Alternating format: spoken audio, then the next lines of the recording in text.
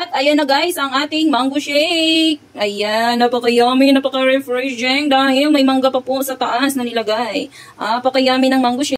Naman ako ngayon guys ng sobrang pawis, di ba? Gagawa ko guys ng mango shake at meron ako ditong blender na panahon pa ni Kupong-Kupong. Yes, matagal na to sa akin guys, sobrang tagal na talaga at yung kanyang brand ay yan. At meron tayong ditong gatas, meron tayong mangga na bigay ni Nanay Elena at meron tayong pa-yaw dyan or ice guys. Ayan, let's proceed. At umpisahan na natin. Grabe, ang init talaga guys, as in malala. Lagayan natin tong ating mangga. Para malambot guys, unahin natin yung mangga. Unahin natin ang ating mangga na bigay ni Nanay Elena. Thank you Nanay Elena sa pagbigay ng mangga. At ilagay na natin yung gatas. Yung gatas guys, pampasarap, pampalasa. At maglagay na rin tayo ng unting mga ice. Para mas masaya ang buhay. Ayan, request ito ni... Sino nag-request? Si Prince.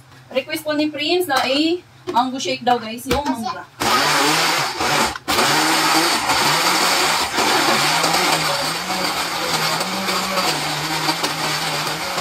Nag-aaway guys, nag-aaway ba?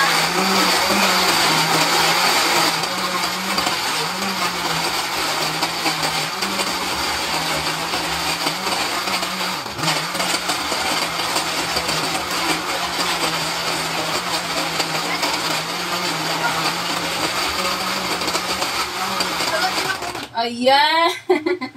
Nag-aaway sila. Dadagdagan pa natin ng yellow, guys. Dadagdagan natin ng...